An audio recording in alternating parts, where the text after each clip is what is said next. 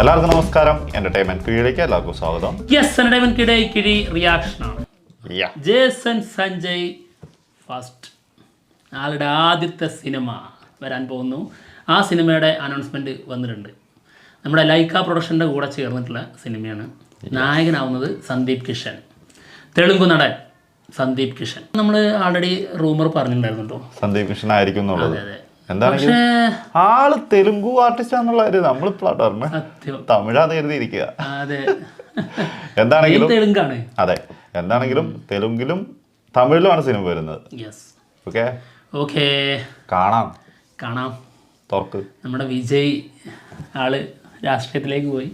അപ്പോൾ ചിന്ന ദളപതി പിന്നണിയിൽ നിന്നുകൊണ്ട് അല്ലേ, തീർച്ചയായിട്ടും രംഗത്തേക്ക് വരികയാണ്. അതായത് ഫാമിലി ആ ഫീൽഡ് വിടാൻ പാടില്ലല്ലോ, ആരെങ്കിലും ഒരാൾ അവിടെ വേണം. കുറച്ച് നാൾ കഴിയുമ്പോ മേ ബി അഭിനയത്തിലേക്കും വന്നേക്കാം. വലിയ പ്രായമൊന്നുമില്ലല്ലോ. അതെ അതെ അതെ, ആൾറെഡി കൊണ്ടുവന്നുണ്ടല്ലോ ഇതിന് മുൻപ്. അതെ, ഏതാണ് വേട്ടക്കാരനോ? വേട്ടക്കാരൻ ആ സോങ്ങിലൊക്കെ പയ്യൻ ആ പയ്യനാണ് ഇപ്പൊ ഈ വന്ന് നിൽക്കുന്നത്. കാലൊക്കെ പോണ പോക്കേ, എന്തോരം കാര്യങ്ങളാ മാറുന്നത്. അതും ലൈക്ക പ്രൊഡക്ഷന്റെ സിനിമ ഡയറക്റ്റ് ചെയ്യാൻ വന്നിരിക്കുന്നു. അതെ, അത് ഭീകരം സത്യമായിട്ടും. അതല്ലേ, ഒന്ന് ആലോചിച്ച് നോക്കുക. അത് വേട്ടക്കാരൻ സിനിമയില് വിജയുടെ കൂടെ ഒരു ചെറിയ ചെക്കനായി വന്ന് അന്ന് നമ്മൾ യങ്ങായിട്ട് കണ്ടുകൊണ്ടിരുന്ന നമ്മുടെ വിജയ് ഇപ്പോൾ നേരെയൊക്കെ വന്ന് കുറച്ചൊക്കെ ഏജൊക്കെ ബാധിച്ച് ആളിപ്പോൾ രാഷ്ട്രീയത്തിലേക്ക് മാറുന്നു. സത്യം. അതായത് ആളുടെ നമ്മൾ ഇഷ്ടപ്പെട്ടിരിക്കുന്ന ആ ഒരു മേഖലയിൽ നിന്ന് മാറിയിട്ട് രാഷ്ട്രീയത്തിലേക്ക്, പകരം മകൻ സിനിമയിലേക്ക് വരുന്നു ഡയറക്ടറായിട്ട്. വലിയ ചെറുക്കനായി വന്ന് നിൽക്കുന്നു. എന്തോരം പെട്ടെന്നാ കാലങ്ങൾ മാറിപ്പോകുന്നത്. അറിയാഞ്ഞിട്ടാ, പ്രായം കൂടുന്നുണ്ട്. നമ്മളൊന്നും അറിയാഞ്ഞിട്ടാ, മൈൻഡ് ചെയ്യാഞ്ഞിട്ടാ.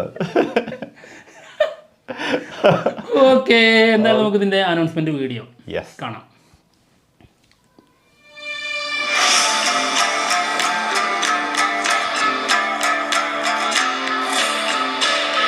പണം ഡോളേഴ്സ് ആണല്ലോ.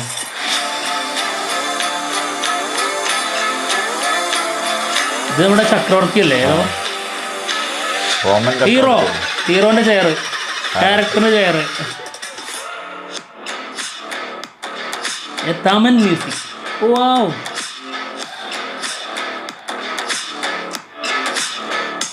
അടുത്ത സ്റ്റാറാട്ടോ സന്ദീപ് കിഷൻ.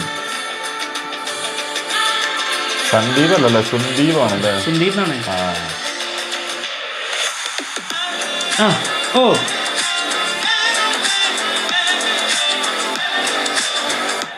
ജേസൺ സഞ്ജയ്.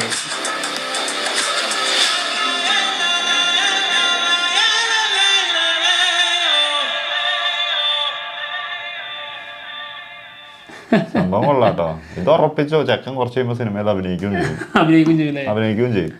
അതിനുള്ള ലുക്ക് ഉണ്ട്. അതാ ഞാൻ പറഞ്ഞത്, അതിനുള്ള ലുക്ക് ഉണ്ട്. ആ ഇരുത്തത്തിൽ അറിയാണ്ട് ആള് നമ്മൾ നല്ലൊരു നടനെ കാണുന്നുണ്ട്. ആ ഇരുത്തത്തിൽ തന്നെ കണ്ടുപിടിച്ചില്ലെങ്കിലും അതൊക്കെ വളർത്തിയെടുത്ത് വരണം ആഗ്രഹിക്കുന്നു. ഇതാ തീർച്ചയായിട്ടും. അയ്യോ, ഓക്കെ. എന്തായാലും കിടിലൻ ഒരു വീഡിയോ ആണ്. വീഡിയോയിൽ നിന്ന് മനസ്സിലാവുന്നത് ഇതിന്റെ റൂമേഴ്സ് പ്രകാരം ഇതൊരു ക്രിക്കറ്റ് ബേസ് ചെയ്തുള്ള ഒരു സ്റ്റോറി ആണെന്നുള്ളത് കേട്ടിട്ടുണ്ടായിരുന്നു. അങ്ങനത്തെ എന്തെങ്കിലും ആണോ? വാതുവെപ്പ് തന്നെ ആയിരിക്കാനാണ് ചാൻസ് കൂടുതൽ. അങ്ങനത്തെ ഒരു സാധനമാണ്, പൈസ ഇട്ടിട്ടുള്ള കളിയാ. അതെ, അപ്പൊ എന്തായാലും ആ ഒരു സംഭവം തന്നെ ആയിരിക്കും. സംഭവം പൈസ ഇട്ടുള്ള കളിയാണ്. അതുകൊണ്ട് വലിയൊരു പ്രൊഡക്ഷൻ ടീം തന്നെ വേണമെന്ന്. ലൈക്ക പ്രൊഡക്ഷൻസ് ഞങ്ങൾ ചെയ്തോളാം. സുധാകർ. സത്യം. ഓക്കെ, എന്തായാലും അപ്പനെ കുറിച്ച് എന്തായാലും ഇതിൽ പറഞ്ഞ സ്ഥിതിക്ക് കുറച്ചുകൂടി പറയാം. പിന്നെ തീർച്ചയായിട്ടും സിനിമ ഇനി വരാനുള്ളത് ദളപതി 69 ആണ്, അവസാനത്തത്. അങ്ങനെ പറയല്ലേ, അല്ല ഇടയ്ക്ക് ഓർമ്മപ്പെടുത്തൽ നല്ലതാ, അതുകൊണ്ടാ ദളപതി 69. അതെ, അതാണ് ഇനി നമുക്ക് വിജയിന്റെ ഭാഗത്ത് നിന്ന് കിട്ടാനുള്ള അവസാന ആഘോഷം, ലാസ്റ്റ് ഡാൻസ്. അയ്യോ, പിന്നെ അപ്പുറത്ത് നിരാശയുണ്ട് കേട്ടോ. ഇതൊരു റീമേക്ക് സ്റ്റോറി ആണെന്നുള്ളതാണ് കേൾക്കുന്നത്. അതൊരു സംഭവം ഭയങ്കര ഒരു വിഷമം ഉണ്ടാക്കുന്ന സാധനമാണ് കേട്ടോ. സത്യം അല്ലേ? ഇപ്പൊ അയ്യോ, ഇത് പറയുമ്പോ എന്തായാലും മറ്റതും കൂടി പറയണം. സൂര്യേന്റെയും സൂര്യ 45. അതെ, അതായത് ദളപതി 69 ഒരു റീമേക്ക് സ്റ്റോറിയാണ്. ഇതിന്റെ ഒരു തെലുങ്ക് സിനിമ, നമ്മുടെ ബാലയ്യ അഭിനയിച്ച, ശ്രീലീല അഭിനയിച്ച സിനിമ ഭഗവന്ത് കേസരി. അതിന്റെ ഒഫീഷ്യൽ കോപ്പി റൈറ്റ്സ് വാങ്ങിയിട്ടുണ്ട്, റീമേക്ക് അവകാശം നമ്മുടെ KVN പ്രൊഡക്ഷൻസ് വാങ്ങിയിട്ടുണ്ടെന്നുള്ളതാണ് റൂമേഴ്സ്. അപ്പോൾ അതിൻ്റെ കുറച്ച് ഭാഗങ്ങളൊക്കെ ഉൾപ്പെടുത്തിയിട്ടുള്ള ഒരു സംഭവം തന്നെയാണ്. പിന്നെ റൂമേഴ്സ് പ്രകാരം വിജയ് ഇതിൽ ആർമി ഓഫീസറായിട്ടാണെന്നുള്ള രീതിയിലും കേൾക്കുന്നുണ്ടായിരുന്നു. സോങ് ചെയ്യുന്നത് ആർമി അതിൻ്റെ ഏതോ ഒരു അക്കാദമിയിലാണ്. അപ്പോൾ അതൊക്കെ വെച്ച് നോക്കുമ്പോൾ നമുക്ക് ഏതാണ്ട് കാര്യങ്ങൾ അത് തന്നെയായിരിക്കും. അതിൽ നിന്ന് എന്തായാലും കുറേ സാധനം അഡാപ്റ്റ് ചെയ്തിട്ടുണ്ട്, ഉറപ്പാണ്. അതുപോലെ തന്നെയാണ് ഇപ്പോൾ പറഞ്ഞു കേൾക്കുന്നത് സൂര്യ 45. ഇപ്പോൾ ആൾറെഡി ഒരു ടീസർ വന്നു നമ്മുടെ വിടാമുയർച്ചയുടെ അജിത്തിന്റെ. അത് ബ്രേക്ക് ഡൗൺ എന്ന സിനിമയുടെ റീമേക്കാണ്. ഇപ്പോൾ സൂര്യ 45 വരാൻ പോവുകയാണ്. അതിൻ്റെ പൂജ കഴിഞ്ഞു.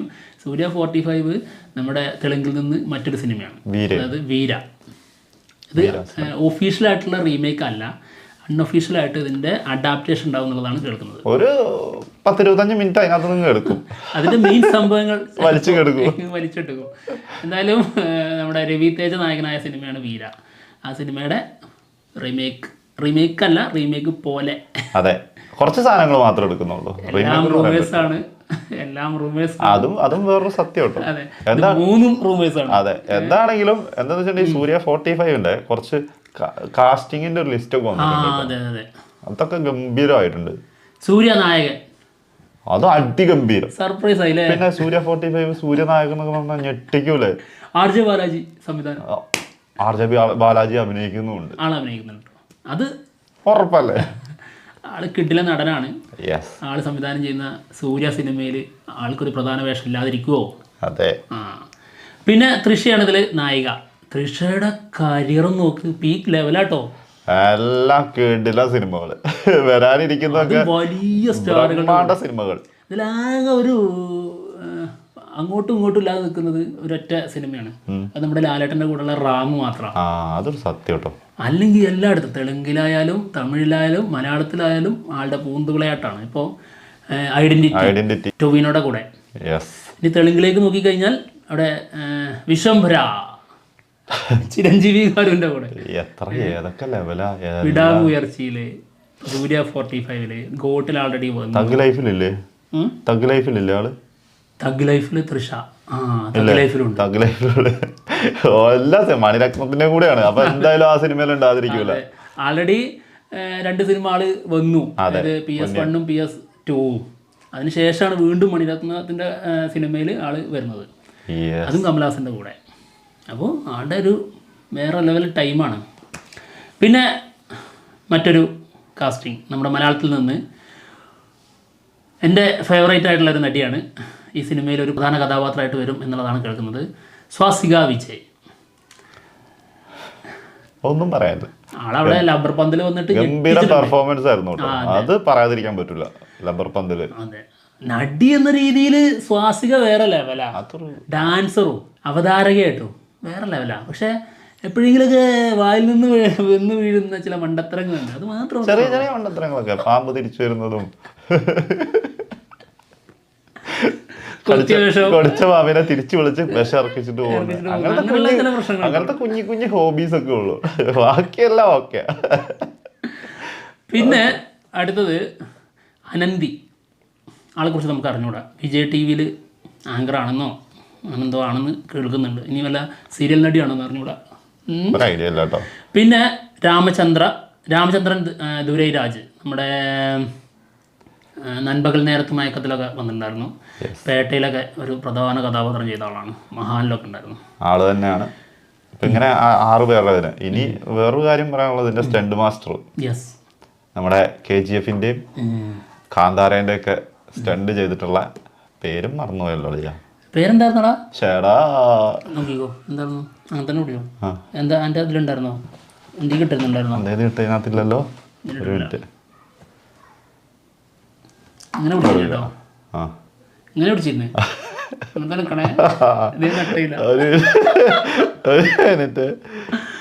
ഇങ്ങനെ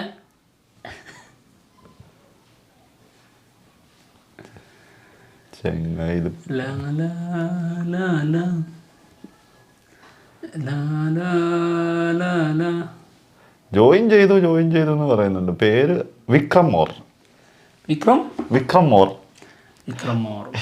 ഒരുപാട് വിക്രം അതെനിക്കറിഞ്ഞു. എന്താണെങ്കിലും ആളുടെ സ്റ്റണ്ട് ഒരു രക്ഷയില്ലാത്തതാണ്, കാന്താരയിലാണെങ്കിലും KGF-ലാണെങ്കിലും. അപ്പം സൂര്യയിലേക്ക് വരുമ്പം സൂര്യക്ക് അത്യാവശ്യം അധ്വാനിക്കാൻ ഉണ്ടാവുമെന്ന് വിചാരിക്കുന്നു. പേടിയാണ് സത്യം പറയട്ടെ, ഈ വേല് പരിപാടി, അങ്ങനെ ഈ വളഞ്ഞ ടൈപ്പ് വലിയ വാള് ഇതൊക്കെ സൂര്യ എടുത്തു വന്നു കഴിഞ്ഞാൽ എനിക്ക് പേടിയാ, ഭയങ്കര കോമഡി ആവും. ഈ മറ്റേ ഏതാണ് പടം, 2 ഉള്ള ഒരു സിനിമ ഉണ്ടല്ലോ, വേലെന്നല്ലേ അത് വേല ഡബിൾ ആയിട്ട്. അതെ അതെ, അങ്ങനത്തെ സംഭവം വരുമ്പോൾ കുറച്ച് ഓവറാക്കാറുണ്ടേ, അല്ലെങ്കിൽ കങ്കുവേല് ഉള്ളൊരു നെഗറ്റീവ് അവിടെ ഉണ്ട്. അത് 44 ഇറങ്ങുമ്പോ തീർന്നോളും. കാർത്തിക് സുബ്രാജ് മൂവി അതിനകത്ത് അത് കഴിഞ്ഞിട്ടല്ല എന്തായാലും ഇത് വരുള്ളൂ, അത്രേ ഉള്ളൂ. അതിനകത്ത് വേറെ ഒന്നും പേടിക്കാനില്ല. ഇനി വീര കാണണം, എന്തായാലും നോക്കണം എന്താണെന്നുള്ളതൊന്ന് കണ്ടുപിടിച്ചേക്കണം അല്ലെ. എന്താണെങ്കിലും വരട്ടെ. ഇനി അതിനുശേഷം എല്ലാ റൂമറുകളാണ്, നമുക്ക് നോക്കാം. അപ്പൊ എന്തായാലും ഞങ്ങൾ പോവാണ്, മറ്റുള്ള വിശേഷങ്ങളുമായിട്ട് ഉടനെ തന്നെ വരാം. Bye bye.